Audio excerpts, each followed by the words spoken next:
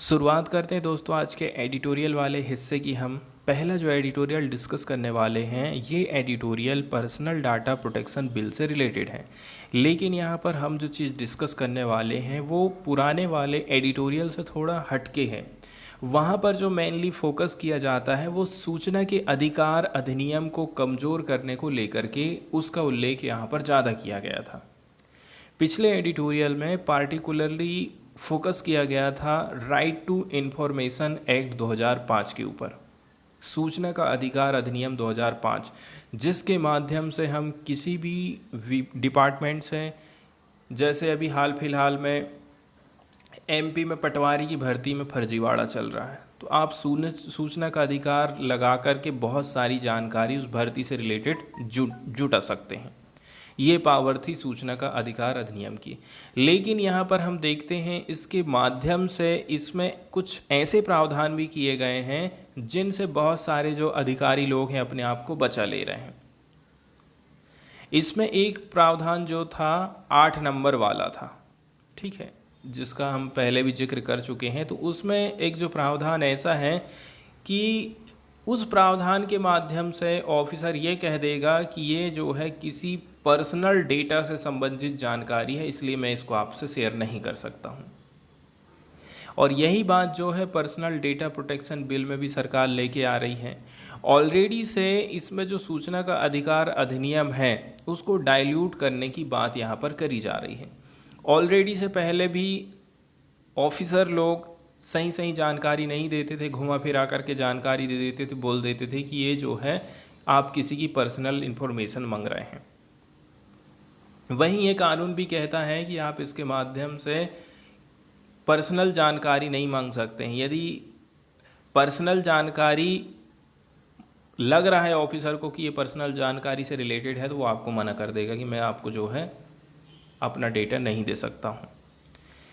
यहाँ पर हमें सीख लेने की ज़रूरत है जीडीपीआर से। जीडीपीआर किसको बोल रहे हैं? General data protection regulation. इसको लाया था यूरोपियन यूनियन। पूरे देश दुनिया में पहली बार डेटा प्राइवेसी को सिक्योर करने के लिए बिल लाया गया था यूरोपियन यूनियन की तरफ से।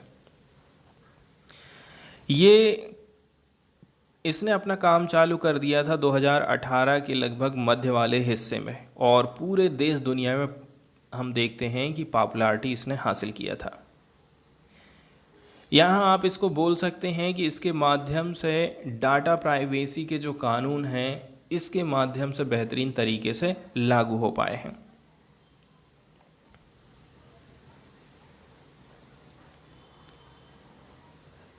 Although the EU's challenge may be due to its unique legal structure, European Union एक प्रकार से चैलेंजेस हो सकता है, इसका यूनिक लीगल स्ट्रक्चर है। India must guard against risk of enacting a law that is toothless in effect. अब India को India must guard against risk of enacting a law के जो रिस्क हैं, ठीक है, उनको गार्ड करना चाहिए इंडिया को।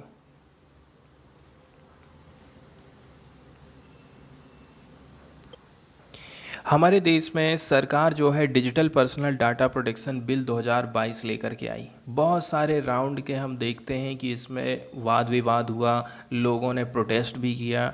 तब क्या काम करी थी सरकार ने? पुराने वाले कानून को वापस ले ली थी, कह रही थी कि हम इसमें जो है संशोधन करने वाले हैं।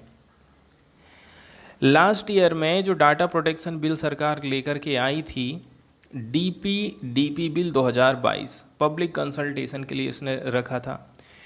This is it's third recent attempt at drafting A data protection law. ये सरकार का तीसरी बार है कि सरकार ने टेबल में रखा है कि इसके ऊपर हम ड्राफ्ट बनाएंगे, आप लोगों की राय मांगी जा रही है, ऐसा तीसरी बार हुआ है।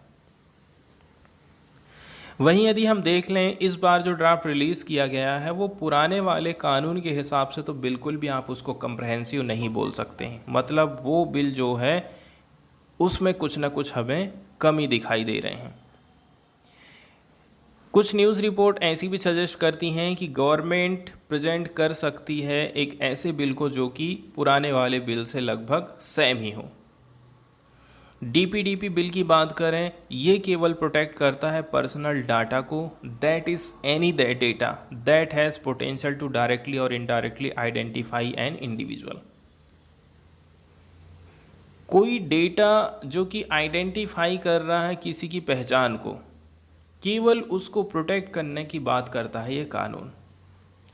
आज के समय में हम देखते हैं हमारा देश मॉडर्न इकोनॉमी में एंटर कर रहा है। बहुत सारी जो एंटाइटिटीज़ हैं बहुत सारा डेटा का इस्तेमाल करती हैं, और ये एंटाइटिटी क्या काम कर रही हैं, हमारे डेटा से खुद कमाई कर ले रही हैं, और हम लोगों को पता तक नहीं चल पाता है कि ये कैसे करके हमारी इन्फॉर्मेशन को हासिल कर ले रही हैं।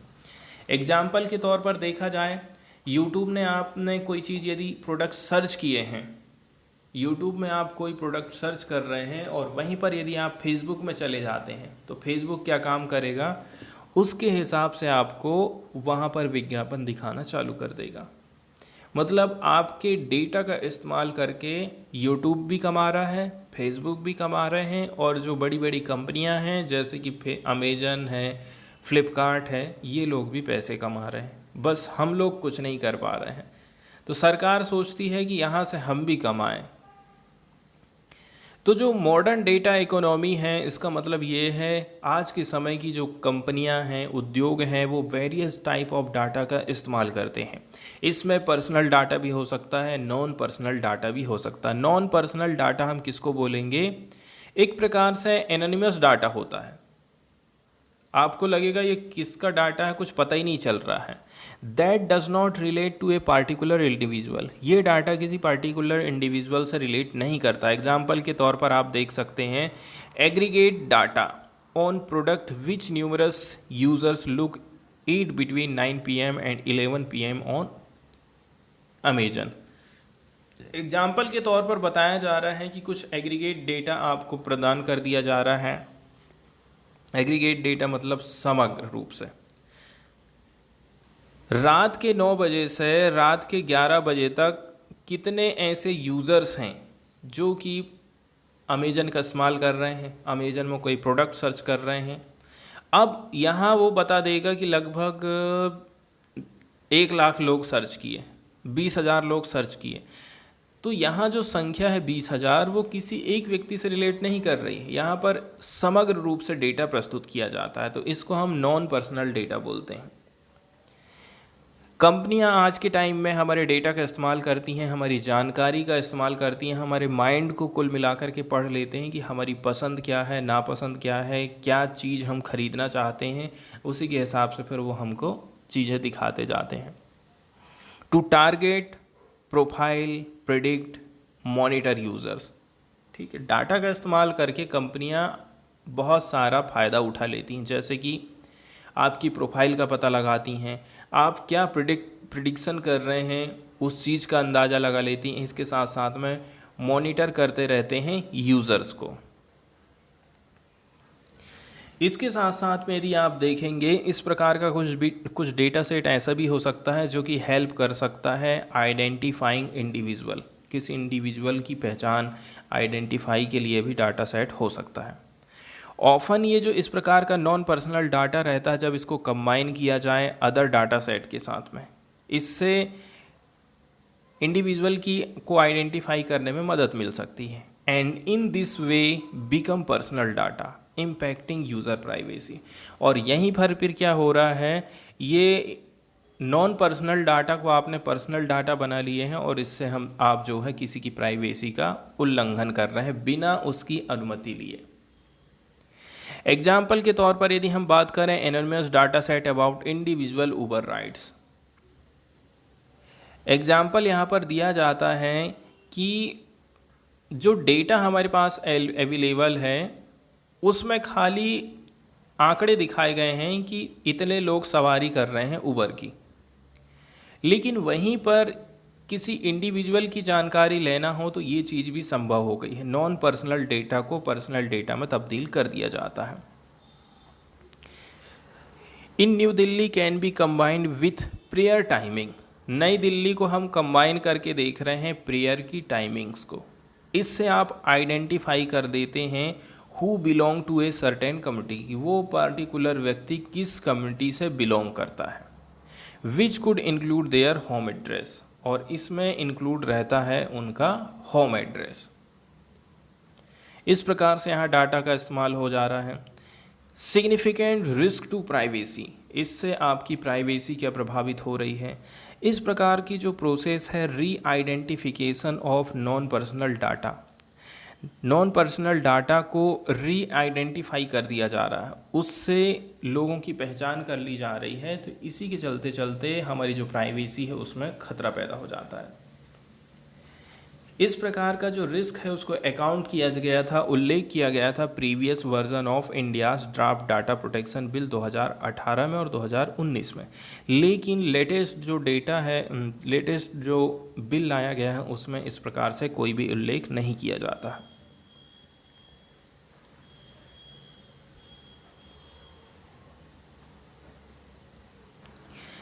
इसके अलावा हम इसमें देखते हैं एक डाटा प्रोटेक्शन बोर्ड बनाया गया है। डाटा प्रोटेक्शन बोर्ड में भी क्या हम सब लोग जा सकते हैं आसानी से? क्या हमारी सुनवाई यहाँ पर हो सकती है? ठीक है, क्या वो हमारे हिसाब से काम करेगा? एक और जो गैप है वो inability of propose data protection board to initiate a proceeding of its own accord. ये क्या है, अपनी मर्जी से प्रोसीडिंग का काम करता है, कार्यवाही अपनी मर्जी से करेगा ये बोर्ड। इस बिल के अंडर में हम देखते हैं the board is the authority that is interested with enforcing law. यहाँ पर आप देख सकते हैं कि ये जो बोर्ड बनाया गया है वो एक प्रकार से अथॉरिटी है, एक प्रकार से ऐसी संस्था है जो कि कानून को लागू करवाने का काम करती है।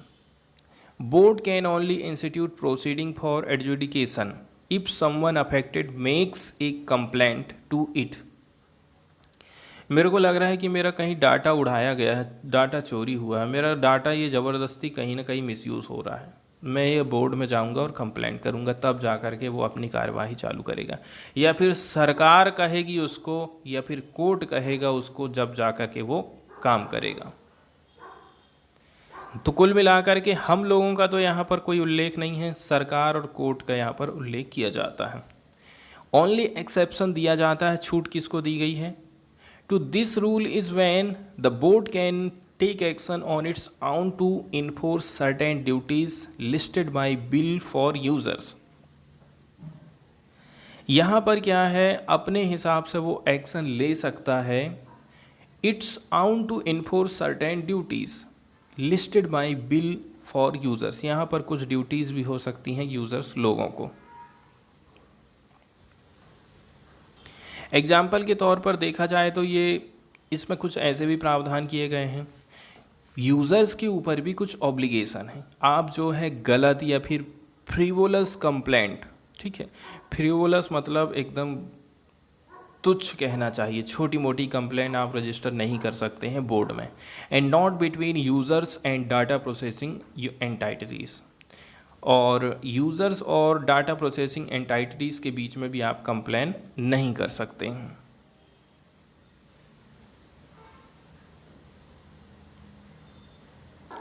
एग्जाम्पल के तौर पर यहाँ पर सबसे बेहतरीन उदाहरण दिया गया है कि किस प्रकार से हमारी प्राइवेसी का मिसयूज़ किया जा सकता है।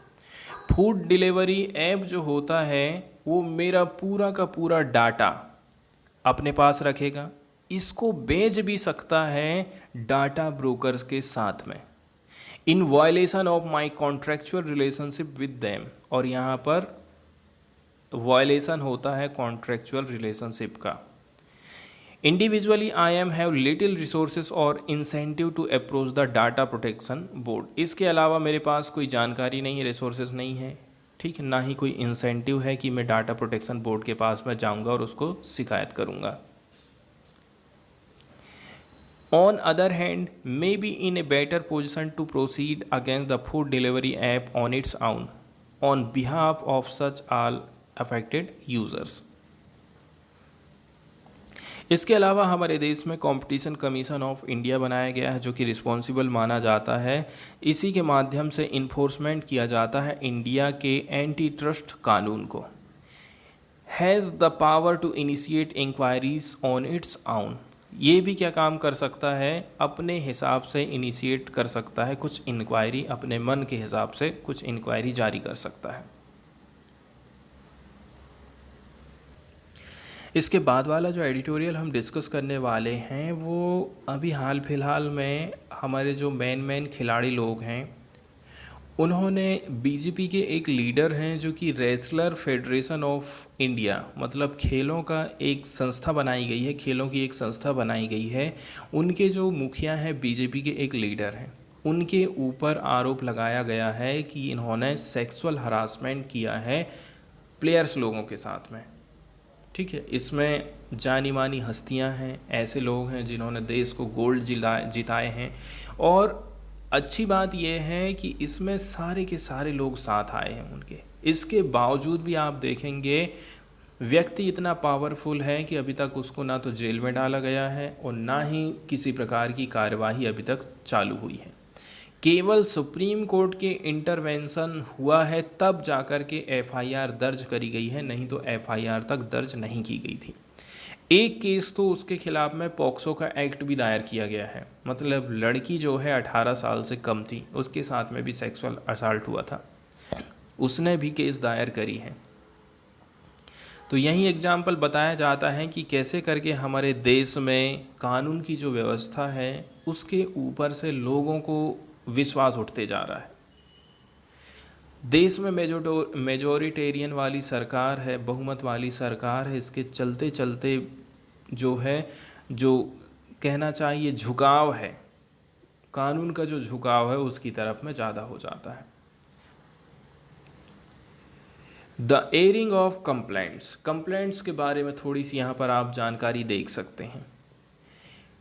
कुछ प्लेयर्स लोग हैं जो कि कंप्लेंट करते हैं कि उनके साथ में सेक्सुअल हरासमेंट हुआ है, उनकी इंडिग्निटीज़ प्रभावित हुई है ट्रेनिंग के दौरान में। लगभग देखा जाए तो ऑलमोस्ट एक दशक पहले 10 साल हो चुके हैं। आज के समय में ये जो वुमेन ट्रेनी रेसलर्स हैं, this also includes award winning sports person, इन्होंने फेस किया था put up with alleged sexual advances and grave indignities during their training. लगभग 10 साल की ये बात, 10 साल के टाइम पीरियड की यहाँ पर बात बताई जाती है। तो सबसे पहले तो इन्होंने मन बनाया कि नहीं, हमें शिकायत करना है, हमें एफआईआर दर्ज करना है, लेकिन एफआईआर दर्ज नहीं होती है। पार्टिकुलरली इस प्रकार के गंभीर अपराध में तक हम ये देख रहे हैं। धरना प्रदर्शन चालू हो जाता है। जनवरी 2023 में इनमें से सम ऑफ रेसलर इन्होंने चालू कर दिया था धरना प्रदर्शन जंतर मंतर नई दिल्ली में। Despite the sports ministry referring the batch of complaint to an oversight committee, इसके बाद स्पोर्ट मिनिस्ट्री सामने आई। उनका कहना था कि देखिए, हम आपके मुद्दे को एक कमेटी के पास लेकर के जा रहे हैं, वो इसका देख रेख करेगी। लेकिन इसके बावजूद भी हम देखते हैं खिलाड़ियों को किसी प्रकार का सेटिस्फिकेशन नहीं होता है। इसके बाद उनको ज़्यादा से ज़्यादा सपोर्ट मिलते गया एंड ये जो सर्वाइवर्स लोग थे सुप्रीम कोर्ट ऑफ इंडिया पहुंचते हैं, जहां पर सुप्रीम कोर्ट ऑफ इंडिया के चीफ जस्टिस ऑफ इंडिया ने पास किया था एक ऑर्डर जो कि रिलेट करता है कि फर्स्ट इन्फॉर्मेशन रिपोर्ट दर्ज होना चाहिए, एफआईआर सबसे पहले दर्ज हो। इसके बाद आप देखते हैं, ठीक है, रिलेवेंट कानून के हिसाब से प्रोवाइडिंग सिक्योरिटी टू रेसलर, एक तो एफआईआर दर्ज करिए। इसके अलावा यदि उनकी जान को खतरा है, सबूत को नष्ट किए जाने का खतरा है, तो उनको सिक्योरिटी भी प्रोवाइड करना चाहिए सरकार को। दिल्ली पुलिस ने रजिस्टर करी थी 2 एफआईआर। पहली अंडर सेक्शन 354, 354A, 354D और 506 है। सेकेंड नंबर की जो थी protection of children from sexual offences act, POCSO act के अंतर्गत केस दर्ज किया गया था। वहीं यदि हम देखें with the registration of 2 FIRs for the first time, पहली बार इस प्रकार की जो रिपोर्टें हैं उनको क्या किया गया है, दर्ज किया गया। Sexual harassment complaint came into the domain of criminal justice making them subject of police investigation as well as judicial oversight. पहली बार ऐसा हो रहा है कि एफआईआर दर्ज करने की बात हो रही है, पुलिस के ऊपर दबाव डाला जा रहा है कि कम से कम वो इन्वेस्टिगेशन तो करें। इसके बाद आप देखते हैं कि खिलाड़ियों की मीटिंग होती है अमित शाह से भी बात नहीं बनती है, अनुराग सिंह ठाकुर से भी इनकी मुलाकात होती है, लेकिन ये तो न्याय चाहते हैं, ये तो चाहते हैं कि एफआईआर दर्ज हो और वो जो नेता है उसको जेल में डाला जाए और उसको सज़ा दी जाए। दिल्ली पुलिस को पहले नंबर की बात तो यह है, ये कार्यवाही पहले ही कर लेनी थी, सुप्रीम कोर्ट की तो ज़रूरत आना ही नहीं चाहिए था। ऐसे बहुत सारे कानून हैं जिसके चलते चलते कहीं की भी जो पुलिस है वो बाध्य है कि आपको सेक्सुअल असाल्ट से रिलेटेड यदि कोई रिपोर्ट आ रही है तो उसको एफआईआर आपको दर्ज करना ही करना है। जैसे कि सेक्शन 156 आई की बात करें, ठीक है, सीआरपीसी का जो सेक्शन 156 आई है, any officer in charge of police station का जो इंचार्ज रहेगा, जो अधिकारी रहेगा, में विथआउट ऑर्डर ऑफ मजिस्ट्रेट, उसको मजिस्ट्रेट के ऑर्डर की ज़रूरत नहीं है, वो इन्वेस्टिगेट करेगा इस प्रकार के कॉग्निजेबल केसेस की, which a court having jurisdiction over the local area with the limit of such station. कुल मिलाकर के आपको इन्वेस्टिगेशन का काम चालू कर देना चाहिए था। सीआरपीसी 156 आई ये कहती है, ठीक है, वहाँ का जो भी थाना इंचार्ज रहा होगा, ऑफिसर रहा होगा। इसके बाद अगला जो उल्लेख किया जाता है, ठीक है, वो सेक्शन 190C का किया जाता है, would have power to inquiry into और try under provision of chapter 13 like the magistrate under section 190C of the CrPC. तो इनके पास में ये पावर है कि आप इंक्वायरी कर सकते हैं, जैसे कि मजिस्ट्रेट सेक्शन 190C के अंतर्गत करता है। इसके अलावा आप देखते हैं, इसके अलावा दिल्ली पुलिस को कुछ लीगल ऑब्लिगेशन दी गई है अंडर सेक्शन 166C के अंतर्गत, ठीक है।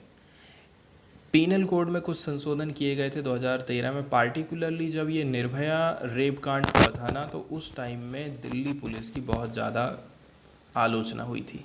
दिल्ली पुलिस में कुछ सुधार की बातचीत चल रही थी, तो इन सब को लेते लेते ये बात आ गई थी कि दिल्ली पुलिस के अंदर कानून के भीतर दायरे में देखा जाए तो लीगल ऑब्लिगेशन है, बाध्य हो आपकी, आपको एफआईआर दर्ज करना है और इन्वेस्टिगेशन चालू करना है। इसके अंतर्गत क्या है, non regarding of information about sexual offences and offence punishable up to 2 years of imprisonment. यदि आपने एफआईआर दर्ज नहीं किए हैं तो आपको 2 साल की सज़ा हो जाएगी। तो इतने अच्छे अच्छे कानून हैं, इसके बावजूद भी आप देखते हैं कि बीजेपी के जो नेता हैं जिनके ऊपर रेप का, सेक्सुअल असाल्ट का आरोप लगाया गया है, वो अभी भी बचे हुए हैं।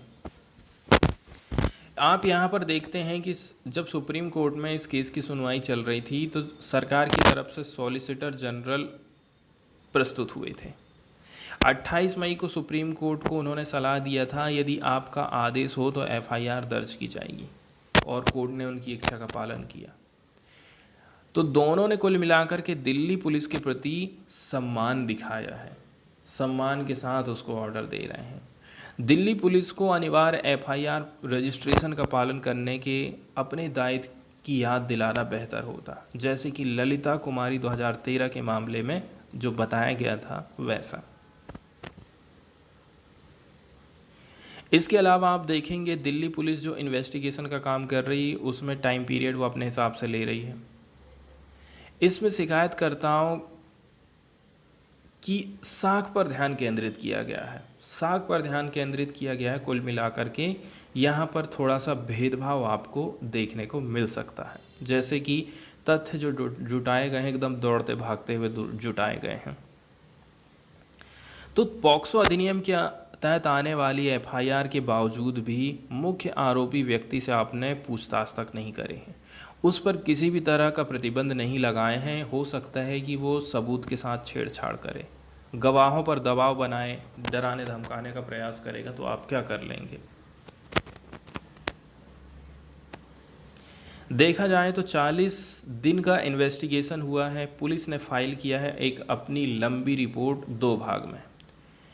एक चार्जशीट है जो कि रिलेट करती है डिफरेंट सेक्सुअल ऑफेंसेस को, बताती है एडल्ट रेसलर के खिलाफ में, और एक क्लोजर एप्लीकेशन है, इसमें 500 से भी ज़्यादा पन्ने लगाए गए हैं जिनका कनेक्शन है पॉक्सो एक्ट ऑफेंसेस से रिलेटेड।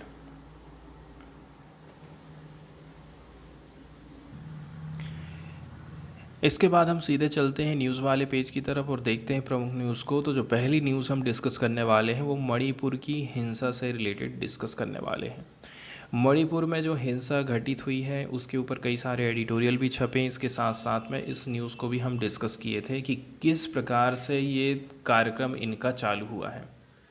तो मेनली यहाँ पर जो रीज़न रहा था हिंसा भड़कने का कि यहाँ जो मेजॉरिटी में लोग रह रहे हैं उन लोगों को सरकार ने एसटी का दर्जा दे दी, एसटी की सुविधाएं दे दी। इससे वहाँ के जो एसटी वाले लोग हैं वो खुश नहीं हुए और दोनों समुदाय के बीच में फिर यहाँ पर हमको झड़प, लड़ाई झगड़ा, ठीक है, यहाँ तक मौतें तक देखने को मिली है। मामला इतना ज़्यादा बिगड़ चुका है कि महिलाओं का तक इस्तेमाल किया जा रहा है। यहाँ पर हम देखते हैं कि 2 महिलाओं को, ठीक है, निर्वस्त्र करके पूरी उनकी परेड कराई जाती है, घुमाया जाता है उनको। कुल मिलाकर के बदले की भावना लोगों में इतनी ज़्यादा हो गई है कि महिलाओं को तक नहीं बख्शा जा रहा है। और इतनी जब बात आगे बढ़ चुकी है तो अभी तक सरकार क्यों कुछ नहीं करी है। सरकार ने जो कुछ भी करी है जाहिर सी बात है केवल शांति स्थापित करने की कोशिश करी होगी, लेकिन उनके जो मेन मुद्दे हैं उनको सॉल्व करने की कोशिश यहाँ पर नहीं की गई है। इसी के ऊपर सुप्रीम कोर्ट ने अभी स्वतः संज्ञान लिया है और संज्ञान भी इतने टाइम बाद लिया गया है जब इतनी बड़ी घटना ये घटित हो गई है। मणिपुर वायलेंस तो इतने दिनों से चल रहा है, लेकिन तब सुप्रीम कोर्ट का किसी प्रकार से कहना चाहिए ऐसा स्वतः संज्ञान देखने को नहीं मिला था।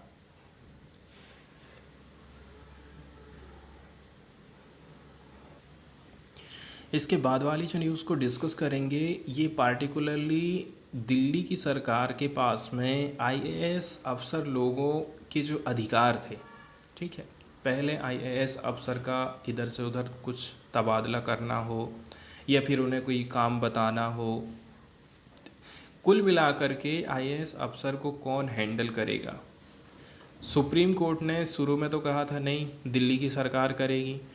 ये बात केंद्र सरकार को पसंद नहीं आई। उन्होंने एक ऑर्डिनेंस जारी किया, ठीक है, एक अध्यादेश लेकर के आए वो राष्ट्रपति के माध्यम से और कहा नहीं, यहाँ के जो ब्यूरोक्रेट्स हैं वो एलजी कंट्रोल करेगा। एलजी कंट्रोल करेगा मतलब इनडायरेक्ट तौर से देखा जाए तो केंद्र सरकार कंट्रोल करेगी।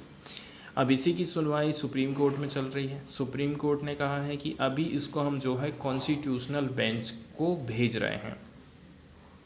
कॉन्स्टिट्यूशनल बेंच ही इसकी सुनवाई करेगी कि क्या दिक्कत है, क्या दिक्कत इसमें नहीं है। तो कुल मिलाकर के देखा जाए अभी ये जो मानसून का सेशन है इसमें इस बिल को प्रस्तुत किया जाएगा संसद में, संसद के पटल पर रखा जाएगा और इसमें चर्चा परिचर्चा होने वाली है।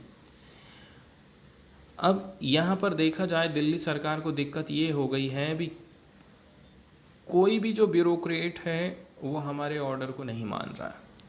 437 कंसल्टेंट को एलजी ने हटा दिया है। We have to request this case to be taken up before the article 370(1) mister Singhvi to urge court. इसके अलावा भी सरकार की कुछ प्रॉब्लम है।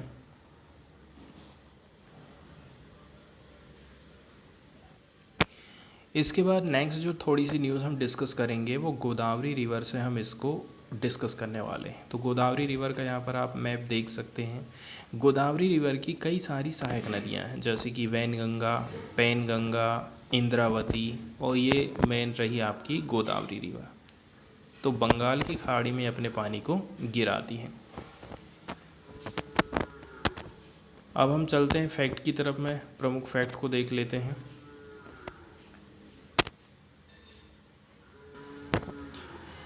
गोदावरी नदी जो सिस्टम है प्रायद्वीपीय भारत का सबसे बड़ा नदी सिस्टम माना जाता है, इसलिए हम इसको दक्षिण भारत की गंगा कहते हैं। कहाँ से ये नदी निकली है तो ये महाराष्ट्र में नासिक के पास त्र्यंबकेश्वर से निकली है और बंगाल की खाड़ी में गिरने से पहले ये 1465 किलोमीटर की यात्रा तय करती है। ठीक है, यहाँ पर आप देखेंगे इसका जो अपवाह क्षेत्र है, ठीक है, कितने कितने एरिया में ये फैली हुई है, इसका अपवाह क्षेत्र है।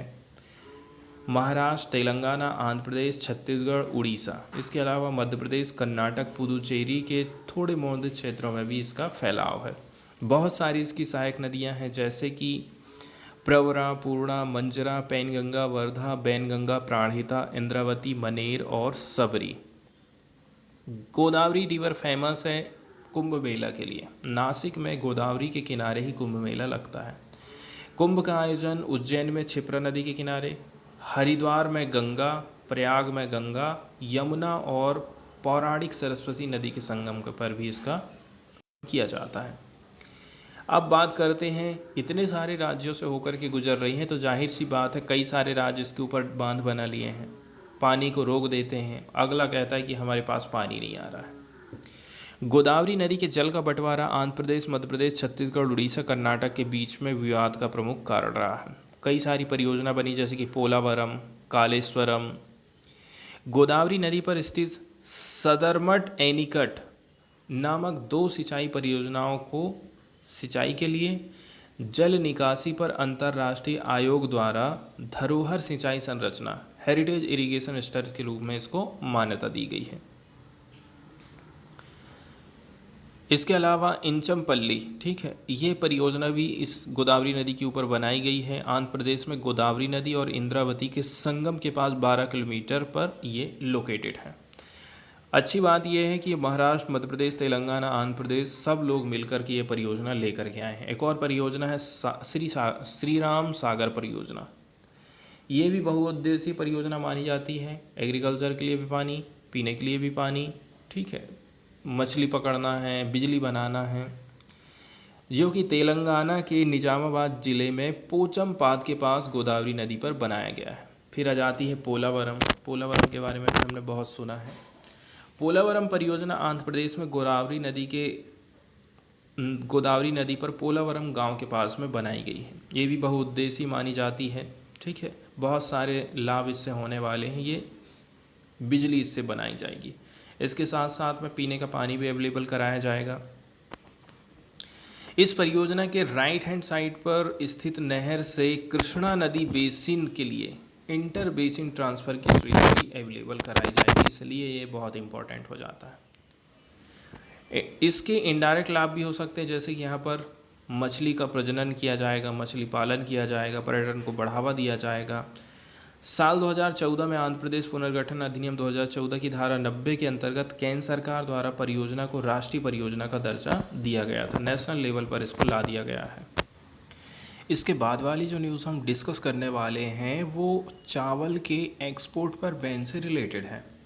हमारे देश में क्या किया जा रहा है कि जो नॉन बासमती राइस है, बासमती को तो कह रहे हैं कि एक्सपोर्ट करते रहिए, लेकिन जो नॉन बासमती राइस है सरकार कह रही है इसके एक्सपोर्ट पर हमें रोक लगाना पड़ेगा। यदि हम रोक नहीं लगाते हैं तो चावल की हमारे देश में कमी चले जाएगी। कमी जाने से इसका जो प्राइस है वो हाई हो जाएगा, हम उसको कंट्रोल नहीं कर पाएंगे। Export duty of 20% was imposed last year to lower the price and ensure availability in the country. इसके लिए जैसे कि पिछले साल से सीखने की बात करें तो सरकार ने 20% की ड्यूटी, एक्सपोर्ट ड्यूटी लगा दी थी कि जो भी एक्सपोर्ट करेगा 20% की हम उससे ड्यूटी लेंगे, 20% का हमें टैक्स देना पड़ेगा। इससे क्या हुआ, लोगों ने चावल को एक्सपोर्ट करना बंद कर दिया, कम कर दिया। इससे हमारे देश में चावल की जो अवेलेबिलिटी है वो बनी रही। यूनियन गवर्नमेंट ने बैन कर दिया है export of non basmati white rice को थर्सडे के दिन। ये काम कौन किया है? Directorate general of foreign trade. किसको सौंपी सरकार ने ये काम? Directorate general of foreign trade को। ये काम किया जाता है यूनियन कॉमर्स मिनिस्ट्री के अंतर्गत। इन्होंने अनाउंसमेंट किया है, घोषणा किया है एक नोटिफिकेशन के माध्यम से कि ये जो बैन है अति शीघ्र इसको इमीडिएटली लागू किया जाएगा। And exemption would given only if the loading of non basmati rice was on the ship. आपका माल जहाज में आप चढ़ा दिए हैं तो सरकार कह रही है ठीक है, उसको तो आप ले जा लीजिए। एंड वेसल हैड ऑलरेडी बर्थड और arrived at anchored in Indian port. ऐसी कंडीशन में भी सरकार छूट दे रही है। Non basmati rice was exported under the category, किस कैटेगरी में इसको एक्सपोर्ट किया जाता है? Free with export duty of 20%। ठीक है, नॉन बासमती राइस को एक्सपोर्ट किया गया किस कैटेगरी के अंतर्गत? Free with export duty 20%। The retail prices have increase 11.5% over a year and nearly 3% over past month. सरकार कंटिन्यू प्राइस को निगरानी में रखती है कि इसका प्राइस बढ़ते जा रहा है तो हमें क्या काम करना पड़ेगा। जैसे कि पिछले साल सरकार ने क्या काम करी थी? एक्सपोर्ट ड्यूटी 20% बढ़ा दी थी नॉन बासमती वाइट राइस के ऊपर में। बताया जाता है कि however the export of this variety increase from 33.66 lakh ton से लेकर के 42.12 लाख टन सितंबर मार्च 2022-23। इससे क्या हो जाएगा? हमारे पास जो चावल रहा था ना वो 33 से कितना हो गया था? 42 हो गया था जब उन्होंने 20% की ड्यूटी लगाए थे। तो केंद्र सरकार का कहना है कि जो 2023-24 है लगभग 15.54 lakh ton of it this variety was exported against only 11.55 2000। पिछले साल हमने 11 लाख टन भेजे थे, इस बार हमने 15.15 लाख टन भेजे हैं।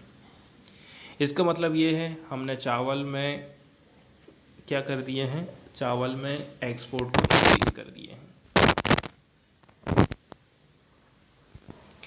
इसके बाद हम न्यूज़ डिस्कस करने वाले हैं पार्टिकुलरली कुनो नेशनल पार्क से रिलेटेड। कुनो नेशनल पार्क मतलब हम पार्टिकुलरली मध्य प्रदेश की बात कर रहे हैं। ठीक है, तो ये कुनो नेशनल पार्क को यहाँ पर ग्रीन कलर से दर्शाया गया है। पास में कौन कौन सा शहर है? शिवपुरी है, श्योपुर है, और इधर से यदि आप जाएंगे तो ग्वालियर है, मुरैना है। ठीक है, ये सब इसके पास पास में पड़ते हैं।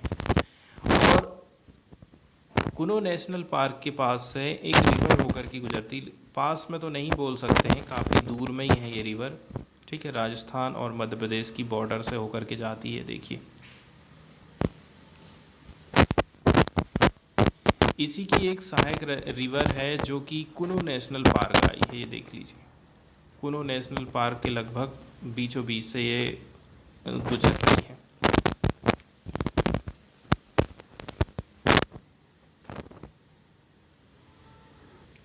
तो ये जो पालपुर कुनो नेशनल पार्क है, पालपुर कुनो राष्ट्रीय उद्यान श्योपुर में लोकेटेड है। इसकी स्थापना हुई थी 1981।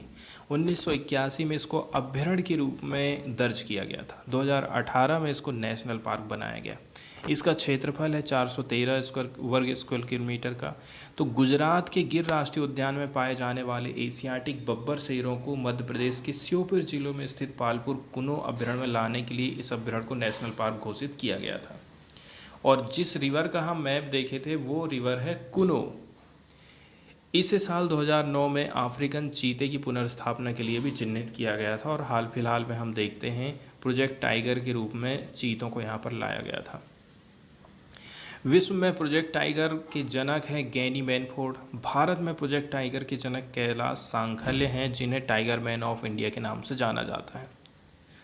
तो भारत सरकार ने बाघों को संरक्षित करने के लिए प्रोजेक्ट टाइगर चालू किया था। तो ये प्रोजेक्ट टाइगर से रिलेटेड है, लेकिन हम यहाँ पर पार्टिकुलरली चीतों से रिलेटेड जानकारी देखने वाले हैं। सीधे हम चलते हैं न्यूज़ की तरफ में। अभी देखिए, सरकार की तरफ से जो नामीबिया और साउथ अफ्रीका से चीते लाए गए हैं, तो लगभग 40% जो चीते हैं उनकी डेथ हो गई है। केंद्र सरकार से सुप्रीम कोर्ट का कहना है कि आप जो है इनके लिए कठोर से कठोर कदम उठाइए ताकि इनकी जो इस प्रकार से डेथ हो रही है इसको रोका जा सके। सुप्रीम कोर्ट ऑफ इंडिया ने थर्सडे के दिन यूनियन गवर्नमेंट को कहा है कि ये जो 40% चीतों की जो डेथ हुई है ऑफ द 20 चीता broad from south Africa and Namibia Kuno national park with in air does not present a good picture. इससे बहुत अच्छी पिक्चर आप नहीं दिखा रहे हो हमको। एक बेंच जो इसकी सुनवाई कर रही थी, उन्होंने कहा है कि आप एक काम करिए, इस प्रकार के जो बिग कैट्स हैं ठीक है, इनको आप और भी ज़्यादा अच्छे कंडीसिव एनवायरनमेंट में लेकर के जाइए, अनुकूल वातावरण में इनको रखिए। And not make it Prestige issue, और इसको आप बहुत प्रेस्टीज इशू बना करके मत रखिए, ठीक है, प्रतिष्ठा का इशू बना करके मत चलिए। 20 हम लेके आए हैं, उसमें से 8 चीतों की जानें चली गई हैं। लास्ट वीक एलोन, पिछले हफ्ते आप देखेंगे तो 2 चीतों की जान चली गई है, ठीक है। तो आपको क्या काम करना है, इनको अदर सेंचुरी में रखिए, irrespective of which state government is running them, ठीक है। इसको आप मत ध्यान दीजिए कि कौन सी स्टेट गवर्नमेंट उसको चला रही, बीजेपी की है कि कांग्रेस की है। Why are you making this a prestige issue, ऐसा सुप्रीम कोर्ट का कहना है।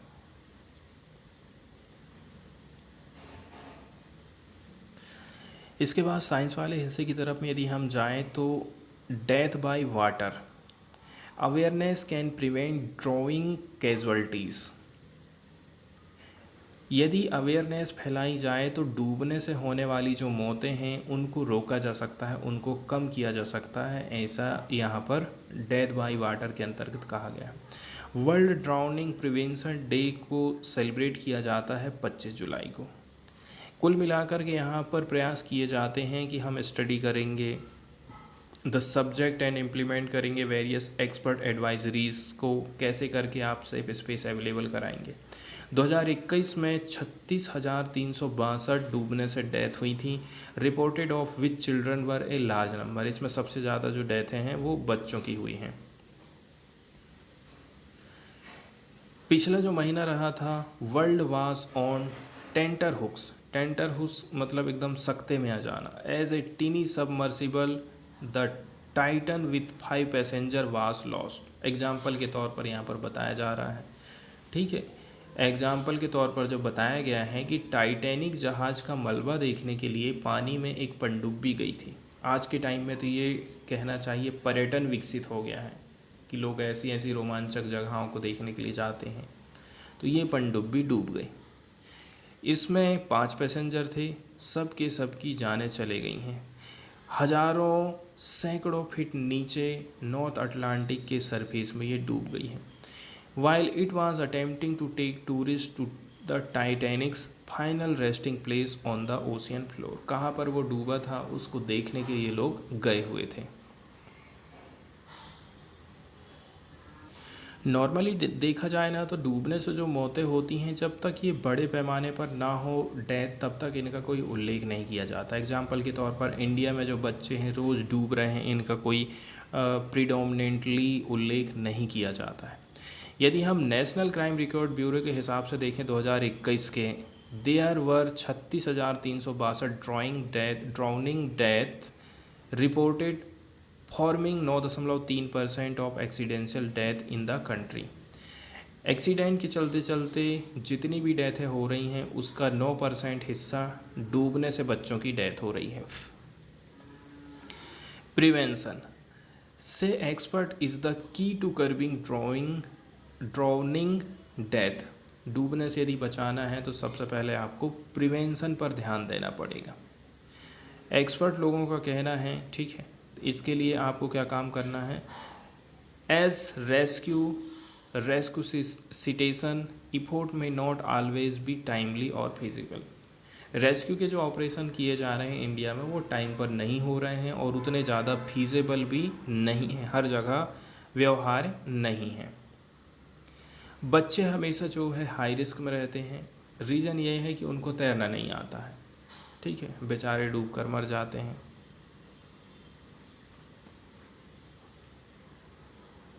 तो कुल मिलाकर के देखा जाए भारत में बच्चों के डूबने का खतरा सबसे अधिक है। यहाँ तक कि रिपोर्ट किए गए आंकड़े भी कम आके गए हैं रियल में जितनी डेथ हो रही, क्योंकि ज़्यादातर मामले कभी अस्पताल पहुँच ही नहीं पा रहे हैं और दर्ज नहीं किए जाते हैं। ये कहना है George institute for global health के निदेशक जगनूर का, ठीक है, जो कि एक प्रकार से कहना चाहिए इस प्रकार के जो प्रोजेक्ट हैं उनके लिए सह निदेशक का काम करते हैं।